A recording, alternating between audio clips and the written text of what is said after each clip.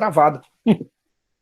Beleza, vamos lá. Então, gente, dando continuidade, a gente vai falar de história do Brasil, período joanino no Brasil, né, onde a gente trata a vinda da família real portuguesa para nosso país. Tá? Esse processo está inserido diretamente com as guerras napoleônicas. Napoleão, em 1804, por meio de um plebiscito, se torna imperador da França. Napoleão são os momentos finais do contexto da Revolução Francesa. Né? A Revolução Francesa é de 1789 a 1799. Napoleão chega ao poder por meio do golpe do 18 Brumário. Em 1804, como cônsul vitalício, ele convoca um plebiscito e a população decide que ele deve ser imperador da França. E aí Napoleão vai iniciar, né, uma política expansionista, vai levar a guerra até os inimigos da França. E nesse processo de contexto, ele precisava submeter a Inglaterra. A gente usa uma frase, né, Napoleão, senhor do continente, Inglaterra, senhora dos mares. Então, nesse momento aí, a gente passa a ter a referência de que Napoleão não consegue submeter e vencer a Inglaterra. Para poder vencer a Inglaterra, Napoleão decreta em 1806 o bloqueio continental, proibindo todos os países da Europa de realizarem comércio com a Inglaterra. Quem desobedecesse o bloqueio continental de Napoleão seria invadido pelo mesmo, seria dominado por Napoleão. Então, processo aí de política internacional, né, desafiando o poderio da Inglaterra e submetendo as nações europeias ao poder de Napoleão. Então, entre 1806, né, em diante, a gente passa a ter o bloqueio continental de Napoleão. O bloqueio continental de Napoleão, ele tinha duas funções. Tá? A primeira função é poder asfixiar a economia inglesa, a economia da Inglaterra, ou seja, tornar a Inglaterra, né, um país que não vai conseguir vender seus produtos, porque todo mundo ia ficar com medo de fazer comércio com a Inglaterra, o que levaria a Inglaterra à falência. E aí, a Inglaterra falindo, Napoleão poderia invadir a Inglaterra e dominar, né, a ilha da Grã-Bretanha. Tá? Então, o plano dele aí é um plano diretamente ligado com essa relação, né, para poder dominar a Inglaterra, poder controlar ela. O problema é o seguinte, quando ele proíbe os outros países da Europa de fazerem comércio com a Inglaterra, ele também vai dar algo em troca, em contrapartida. Tá? Qual é o elemento? Porque ele vai chegar para as nações europeias dizendo assim, vocês estão proibidos de fazer comércio com a Inglaterra. E aí as nações europeias devem ter reclamado. Tá, tudo bem, Napoleão, a gente vai te obedecer, mas vem cá, a Inglaterra abastece a Europa com produtos industrializados, com gêneros manufaturados. Quem vai nos abastecer a partir de agora? Então, Napoleão, para poder bancar essa aposta, proibir todo mundo de fazer comércio com a Inglaterra, ele vai ter que assumir o papel da Inglaterra e vai passar a abastecer, né, né, as nações europeias. É Napoleão que passa a fazer esse processo. É Napoleão que passa a abastecer, né, as nações europeias com produtos industrializados. Tudo bem? O problema é que quando Napoleão decreta o bloqueio continental, proibindo a Europa de fazer comércio com a Inglaterra, né, a Inglaterra, por sua vez, vai fazer um bloqueio marítimo. Ela literalmente, posso usar essa palavra, ela vai fechar o Oceano Atlântico. Ou seja, gente, nenhum navio francês, nenhum navio das colônias francesas vai conseguir sair dessas colônias e chegar na França para abastecer a França com matéria-prima, para que ela possa produzir o gênero industrializado manufaturado e abastecer a Europa. Então, o problema aí que aconteceu, né, qual é a referência que está acontecendo aí, é que, ao decretar o bloqueio continental, tentando prejudicar a Inglaterra, por sua vez, vai realizar um bloqueio marítimo prejudicando a França. Ponto. Tudo bem? Então, isso vai levar alguns países, né, a romperem o bloqueio de Napoleão. Um deles é a Rússia. A Rússia vai romper o bloqueio marítimo de Napoleão porque a França não está conseguindo abastecer a Rússia com gêneros industrializados. Então, como ela não está conseguindo fazer isso, a Rússia vai romper o bloqueio falando, não posso ficar sem produto industrializado, você, França, não está conseguindo me abastecer, vou voltar a fazer comércio com a Inglaterra. O outro país que vai romper o bloqueio de Napoleão é Portugal. Aí, meus alunos, eu chamo a atenção aqui para o termo que eu usei, tá? Chegada da família real portuguesa ao Brasil, entre parênteses, vinda. Vinda é a mesma coisa que fuga. Vamos entender rapidinho aí o personagem histórico, tudo bem? Olha, antes da proclamação da República no Brasil, Dom João VI era retratado, né, pelos livros de história e pelos historiadores como um grande estrategista, como aquele cara que conseguiu enganar o poderoso imperador Napoleão, né, dando um golpe em Napoleão. Ele quebrou, ele furou o bloqueio continental, ele foge para o Brasil com apoio da Inglaterra e impede que Napoleão tome a coroa. Napoleão vai invadir Portugal, mas ele não toma a coroa portuguesa oficialmente, porque o herdeiro do trono português está vivo, morando no Brasil. Então, ele não tomou a coroa oficialmente, porque para fazer isso ele teria que vir até o Brasil e matar Dom João VI, tomar a coroa portuguesa, né? Por favor, tomar a coroa portuguesa é no sentido de aspecto simbólico, tá, gente? Não é porque eu preciso pegar uma coroa na minha cabeça para virar rei do lugar. Ele vai governar Portugal, né? Nós vamos ter o domínio francês sobre Portugal, mas o rei continua vivo, herdeiro da coroa e governando lá do Brasil. Tudo bem? Então, num primeiro momento, a gente estudava isso como vinda da família real portuguesa para o Brasil, né? Elogiando a estratégia de Dom João VI, a figura dele como estrategista que enganou o próprio Napoleão. Porém, vai lá rapidinho para a gente entender esse ponto. Quando acontece a proclamação da República, né? Com a proclamação da República, os militares brasileiros naquele momento, eles tentam desmistificar essa imagem, tentam denegrir a imagem de Dom João VI, e a partir daí a gente vai começar a falar da vinda da família real portuguesa para o Brasil num tom mais cômico, num tom de fuga, né? Denegrindo a imagem de Dom João VI. Então é a partir daí que começam a fazer aquelas referências assim, ó, Dom João VI só tomou 2 banhos na vida, Dom João VI vivia comendo frango frito, andava com frango no bolso do casaco, da capa, não sabia nada de estratégia, com medo de Napoleão, né, e sem saber o que fazer, vem para o Brasil. Então é essa relação de mudar a imagem de estrategista que vem, foge, né, de Portugal para enganar Napoleão, para aquela imagem do cara que não sabia o que estava fazendo e foge para cá para não ser pego, destruído por Napoleão. Parece bobeira, tá? Fazer esse tipo de analogia com vocês, mas FUVEST gosta muito disso, né, gente? O NB gosta muito disso, tá? Esse tipo de visão historiográfica. Então é só para você saber que o mesmo personagem histórico já foi retratado, essa história já foi vendida de 2 maneiras diferentes. Aí, vamos lá, né? Início dos anos 2000, nós temos o livro 1908, escrito por um jornalista, que resgata essa imagem de Dom João VI como grande estrategista, que passou a ser novamente uma vertente nos livros de história. Tá? Então, muito mais hoje comum você abrir um livro de história e ver a referência de Dom João VI como estrategista, aquele cara, né, que enganou Napoleão e conseguiu salvar a coroa e a própria cabeça. Beleza? Vamos lá para esse processo, então. Motivos da vinda. Nós temos 2 motivos básicos aqui e eu explico eles aqui embaixo. Então, primeiro, guerras napoleônicas, decreto do bloqueio continental de Napoleão, proibindo os países da Europa de fazerem comércio com a Inglaterra. Segundo problema, né? Portugal tinha dívidas gigantescas com a Inglaterra, né? Devido aí ao Tratado de Mituim, Tratado de Panos e Vinhos. Então a Inglaterra possuía uma dívida externa. Portugal possuía uma dívida externa muito grande com a Inglaterra. E aí qual era o medo de Portugal? Primeiro, se eu acatar o bloqueio continental de Napoleão, era o medo da Inglaterra, né, retaliar isso. Portugal e Inglaterra eram velhos parceiros comerciais.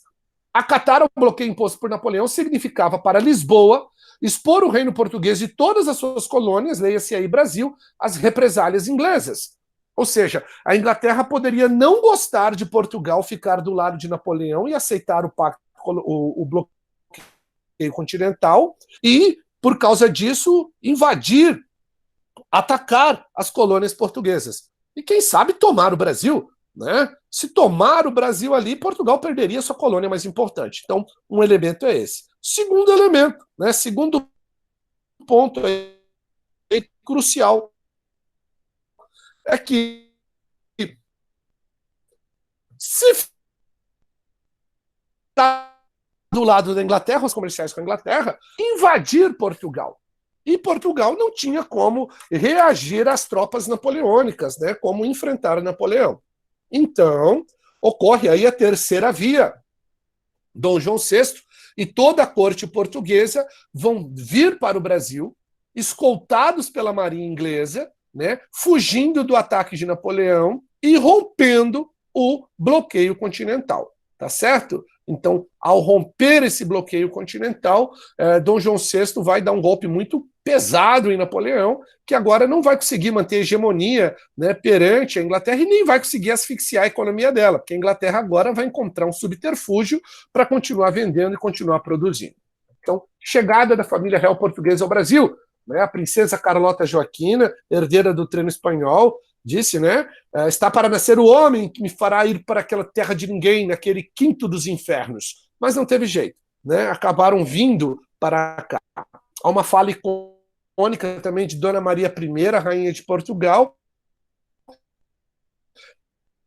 que quando as francesas já estavam invadindo Portugal, e aí ela fala, não corram, vão parecer que estamos fugindo, né? E ao mesmo tempo a população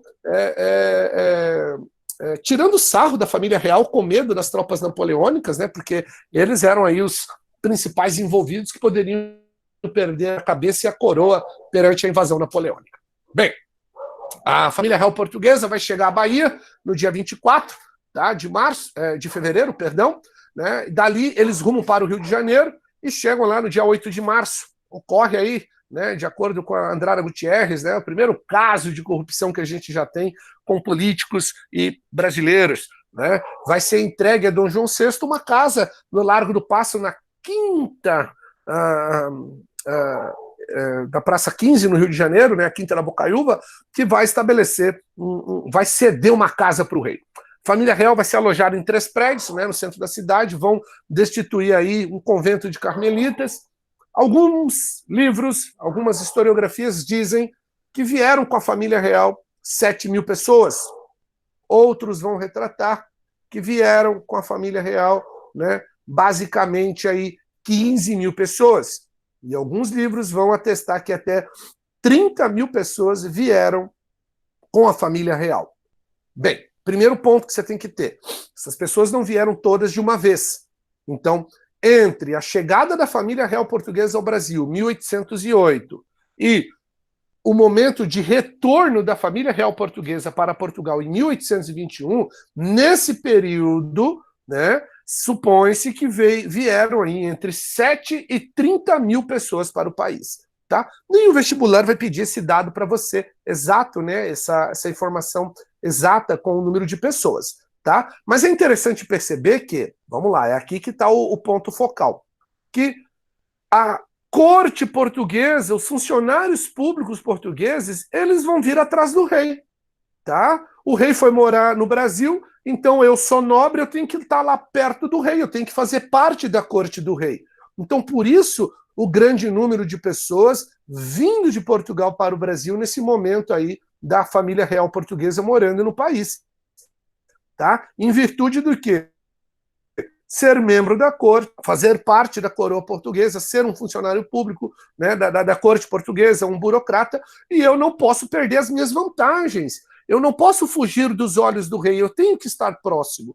Tá? Então, por isso essa situação. Na época, as tropas imperiais, né, elas iam na casa das pessoas que eram escolhidas a dedo, colocavam um PR na porta da casa, dizendo requisitado pelo príncipe regente. O brasileiro, como sempre, né, inventou apelidos para isso, dizendo que esse PR significava-se ponha-se na rua, prédio roubado, né, e essas casas elas passam a ser requisitadas para que a nobreza portuguesa tivesse um alojamento para morar.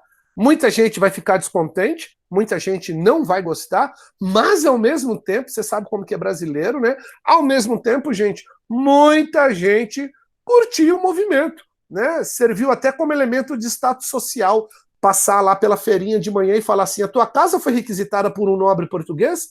Ah, não foi? Que pena, porque você é muito pobre. A minha casa foi requisitada. O brasileiro usou isso até para fazer invejinha no colega, né? Aquele filme, Carlota Joaquina, né, conta a história da mulher de Dom João VI, retrata muito bem esse momento da chegada, esse momento aí das casas sendo requisitadas. Agora vamos lá. Nós estudamos período joanino no Brasil, primeiro ponto, exclusivo disso, por causa da abertura dos portos brasileiros às nações amigas. Vamos entender aqui o aspecto colonial. Tá? Primeiro aspecto. Na Europa está rolando o bloqueio continental. Então os países europeus não vão fazer comércio com a Inglaterra com medo de Napoleão. A transferência da Corte de Lisboa para o Rio de Janeiro passa a interessar particularmente os ingleses, que veem nesse momento aí um aspecto para ampliar seus negócios e não falirem com o bloqueio de Napoleão. O problema é o seguinte: a Inglaterra não pode vender produtos diretamente para o Brasil por causa do pacto colonial, né? O pacto colonial é aquele elemento de exclusividade entre metrópole e colônia. A colônia Brasil só podia comprar e vender produtos diretamente de Portugal. Então a Inglaterra não podia vender produtos diretamente para o Brasil. Para poder resolver esse problema, ou seja, para autorizar que a Inglaterra pudesse vender produtos para o Brasil, Dom João VI, em 1808, logo que chega, né, ele estabelece um decreto chamado de Abertura dos Portos Brasileiros às Nações Amigas. Significa o quê? A abertura dos portos brasileiros às Nações Amigas simboliza, nesse exato momento, o fim do pacto colonial. Então, nesse exato momento, o Brasil ganhou liberdade econômica. O Brasil pode fazer comércio com todas as nações amigas de Portugal, o Brasil. Claro, né, gente, que nas entrelinhas, o que a gente vai ler nas entrelinhas? Quais são as nações amigas do Brasil nesse momento? É só a Inglaterra, tá?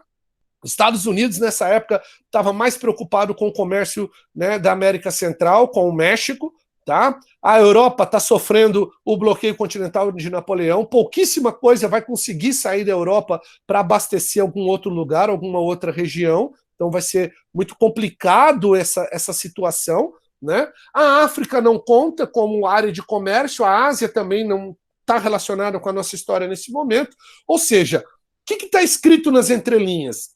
Abertura dos portos brasileiros para a Inglaterra. É isso que aconteceu na prática, tá? Mas não podia falar assim, senão ficava muito feio, né? Principalmente para a economia portuguesa.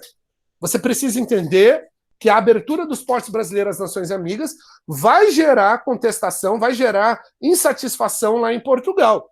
Os comerciantes portugueses não vão gostar disso, não vão aceitar isso, porque eles vão, nesse exato momento, perder o monopólio comercial.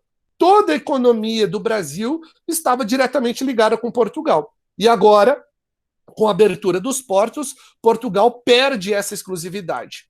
Também vai acontecer revolta no Brasil, tá? Se você vê a questão disso, é só a FUVEST que faz esse tipo de pergunta, mas quem que no Brasil não vai gostar do fim do pacto colonial? Obviamente, os comerciantes portugueses, porque os comerciantes portugueses que moravam no Brasil eram privilegiados pelo pacto colonial. E agora, com a abertura dos portos, eles perdem esse privilégio. Bem, vão começar a vir várias empresas inglesas para cá, para os portos brasileiros, vários escritórios de negócio, companhias de comércio, e o Brasil vai passar por um boom de liberdade comercial. Tá certo? Vai ser estabelecido uma taxa alfandegária de 24% para todos os países que queiram vender algum produto no Brasil e 16% para os produtos de origem portuguesa.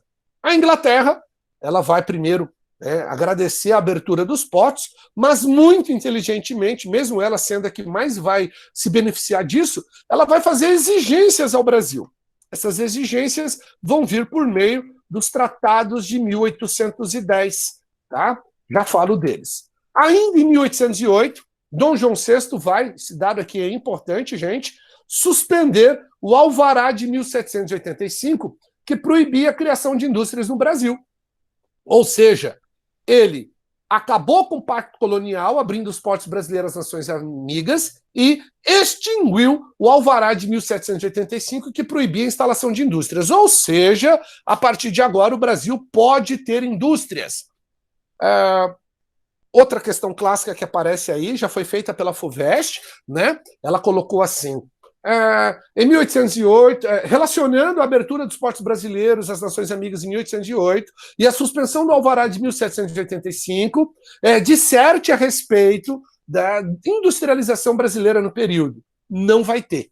Né? A gente deduz que era para ter acontecido um processo de industrialização no Brasil, mas não vai acontecer porque a Inglaterra vai entrar de maneira maciça dentro do Brasil, ela vai entrar de tal maneira, ela vai nos abastecer de tal maneira com produtos manufaturados e industrializados que nenhum grande latifundiário ou comerciante brasileiro vai resolver investir em indústria porque não tinha sentido, não precisava. Né? Nós passamos a ser abastecidos totalmente pela produção industrial inglesa. Para a Inglaterra foi maravilhoso, porque ela vai burlar o bloqueio continental de Napoleão e nós vamos passar a receber produtos industrializados vindos da Inglaterra. Vamos encerrar nossa aula aqui falando dos tratados de 1810. A Inglaterra, para poder fazer comércio com o Brasil, olha como os ingleses eram, eles ainda vão fazer exigências. Pô, são eles que estavam precisando da abertura dos portos, mas vão fazer exigências para, vamos dizer assim, para o Brasil ter o privilégio de comprar produtos ingleses. Tá? Então vão ser feitos 3 tratados no ano de 1810. O Tratado de Amizade e Aliança, o Tratado de Comércio e Navegação e o Tratado de Relações Comerciais e Postais entre os dois reinos. O Tratado de Amizade e Aliança era um tratado que Portugal, Brasil e Inglaterra eram países aliados a partir de agora, e a Inglaterra comprometia a proteger o Brasil, evitando que ele fosse invadido pelas tropas francesas. Ou seja, os navios ingleses vão ficar patrulhando o Oceano Atlântico, impedindo esse processo, para proteger Dom João VI, a família real e o Brasil de uma possível invasão francesa. Segundo, o Tratado de Comércio e Navegação vai estabelecer, né, um porto único para a Inglaterra. A Inglaterra vai ganhar um porto único, tá? Que é o porto de Santa Catarina. Então, a partir daquele momento, Santa Catarina passa a ser exclusivo para os navios ingleses poderem atracar e vender seus produtos. Por que Santa Catarina? Porque garantiu o abastecimento do Brasil e ficava perto da Bacia Platina, para a Inglaterra já começar a colocar o pezinho dela ali com mais força, né, no Uruguai, na Argentina e no Paraguai. Tudo bem? O Tratado de Amizade e Aliança ainda vai proibir a presença da Inquisição no Brasil, né, porque os ingleses eram protestantes, então nada de Inquisição no Brasil para julgar protestantes. Vai exigir do Brasil, né, a abolição gradual do tráfico negreiro e da escravidão. Então, desde 1810, a Inglaterra faz pressões ao governo brasileiro para abolir a escravidão e vai estabelecer ainda o direito de extraterritorialidade, que é uma justiça especial para os ingleses. A partir do Tratado de Amizade e Aliança e o direito de extraterritorialidade, os ingleses, qualquer inglês em território brasileiro, ele teria imunidade diplomática. Ou seja, os súditos ingleses radicados em domínios portugueses não estavam submetidos a leis portuguesas. Eles só podiam ser presos e julgados por leis inglesas e por juízes ingleses. Então, dava um poder, né, de imunidade diplomática ao inglês gigantesco dentro do território português, do território brasileiro. Imagina, qualquer inglês, qualquer pé rapado inglês, qualquer vândalo inglês, criminoso inglês dentro do território brasileiro, ele tinha imunidade. Tá? Ele não podia ser julgado, não podia ser preso pelas leis portuguesas, leis brasileiras. E aí, a Inglaterra ainda, pelo Tratado de Comércio e Navegação, vai criar um adendo nas taxas alfandegárias. Fica estabelecido o seguinte: qualquer país que fosse vender um produto ao Brasil teria que pagar 24% em nossas alfândegas. Se algum produto português conseguisse chegar ao Brasil, pagaria 16%.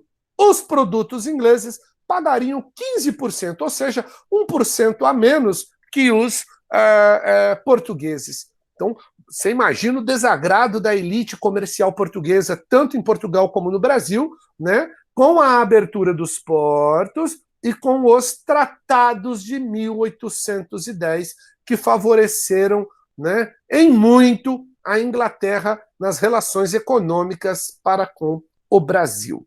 Tudo bem? Esse momento aí a gente vai ser inundado por produtos ingleses, né? A economia brasileira passa a respirar esse processo de produtos ingleses em grande quantidade desde esse momento. Pessoal, tá tudo tranquilo? Sim? A gente consegue mais 10 minutinhos aí para encerrar e não deixar nenhuma ponta aberta aí sobre o processo do período joanino? Que aí eu deixaria a revolta somente para a semana que vem. Posso? Mais 10 minutos? Podemos tocar? Então vamos, mais 10 minutinhos, já estão aqui mesmo, não vai fazer muita diferença. Então eu vou voltar a compartilhar minha tela aqui, tá? Para a gente falar, boa parte das questões que vocês vão ver sobre o assunto, vai lá, né? Primeira questão possível, por que a família real portuguesa vem para o Brasil? Segunda questão possível, falar da abertura dos portos brasileiros às nações amigas. Terceira questão, falar dos tratados de 1810. Tem uma consideração interessante, né? Nessa época, a Inglaterra pega todos aqueles produtos que eram para o mercado europeu e ela passa a vender para o brasileiro. Então, gente, vai ter alguns excessos, algumas coisas que não condiziam com a realidade. Por exemplo, vão vender para o Brasil, né, para o brasileiro, no Rio de Janeiro, no Nordeste brasileiro, ternos feitos de veludo. Veludo é um tecido super quente para você usar em temperaturas abaixo de zero. Aí você imagina os caras vendendo terno feito de veludo para o brasileiro usar no Rio de Janeiro, lá de 40 graus. Os caras suavam, derretiam, né? Um outro caso aí, curioso desse período, vão vender para o Brasil centenas de patins para patinação no gelo, gente. Aonde que os caras iam usar patins para patinação no gelo no Brasil? Não existia Holiday in Ice, né? Nós não temos lagos que congelam aqui para você usar o patins no gelo. Vai ver, a galera passou a usar esses patins aí para tirar o dente, né? Fazendo referência aí ao filme O Náufrago, para quem não pegou, beleza? Mas eram as incoerências da época. Vendiam de tudo aqui para o brasileiro, sem crivo, sem parar para pensar se era importante para nós ou não. E aí, uma outra questão possível do assunto são as realizações feitas por Dom João VI no Rio de Janeiro e no Brasil como um todo. Então, Dom João VI vai fundar o Banco do Brasil em 1808, o Brasil passa a emitir suas próprias moedas, né? Vai criar a imprensa régia e autorização para o funcionamento de tipografia e publicação de jornais. Antes da criação da imprensa régia, o jornal era escrito no Brasil, era enviado para Portugal ou para a Inglaterra diretamente, lá ele era impresso, e depois que ele voltava para o brasileiro. Ou seja, os jornais que a gente lia aqui no Brasil não eram jornais diários. Demorava quase 3 meses para você ler o que estava escrito naquele jornal. Então, nossos jornais eram muito mais artigos de opinião, né, do que notícia diária. Com a criação da imprensa régia, passa a ter agora jornal semanal, quinzenal e alguns até jornal diário. Então a gente passa a ter uma imprensa que passa a ter a função de informar a população. Antes da criação da imprensa régia, isso não existia. Tudo que a gente for ler aqui, que tiver o nome de imprensa régia, algo real, foi nacionalizado com a proclamação da República. Então a imprensa régia é hoje a imprensa nacional, né, que vai aí promover os elementos do Diário Oficial e todos os artigos oficiais do governo. Vai abrir algumas escolas, na verdade faculdades, 2 de medicina, uma na Bahia e outra no Rio de Janeiro. Então a gente passa a ter as primeiras universidades no Brasil, obra de Dom João VI. Vai instalar uma fábrica de pólvora e indústria de ferro em Minas Gerais e São Paulo, né, para garantir... professor, você falou que não teve industrialização. Então, mas aqui são 2 indústrias específicas, né? Uma para fabricar pólvora, para garantir a munição do próprio governo brasileiro, e a outra com indústria de ferro. Então, um processo muito específico, né, em relação a esse momento de industrialização de defesa nacional. Tá? Então, muito específico aqui no Brasil daquele momento. E aí vai trazer para o Brasil, né, a vinda da missão artística francesa em 1816 para investir, né, na urbanização, na arquitetura do Rio de Janeiro. Aqui, muitas vezes, gera confusão em nós. Professor, a França não é inimiga de Portugal e do Brasil? Por que que uma missão artística francesa está vindo para cá? E é essa mesma missão artística francesa que vai fundar a Academia de Belas Artes no Rio de Janeiro. Gente, a data é a resposta. Tudo bem? Napoleão foi derrotado em 1815.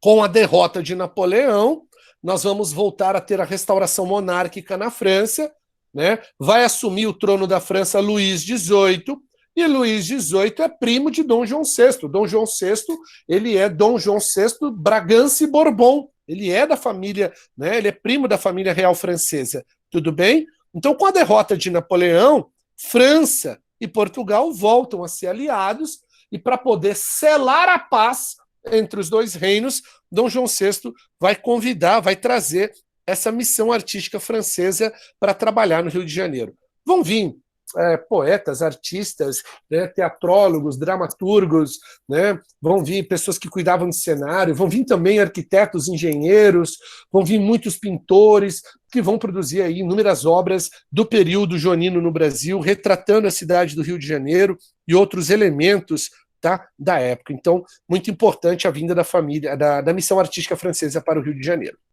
Bem, vamos ter uma mudança de denominação, né? As capitanias passam a ser chamadas de províncias, né, durante o período joanino, já no finalzinho do período joanino, mas acontece nesse momento, em 1821. E ele vai criar a Biblioteca Real, hoje chamada de Biblioteca Nacional, vai criar o Jardim Botânico no Rio de Janeiro e o Museu Real, hoje Museu Nacional, né, que pegou fogo, se não me falha a memória, ano passado, certo? Mas o Museu Real é o atual Museu Nacional. Tudo isso aí, criação estabelecida por Dom João VI durante o período em que esteve no Brasil, que foi de 1808 a 1821. Ele ainda vai promover um outro ato, né?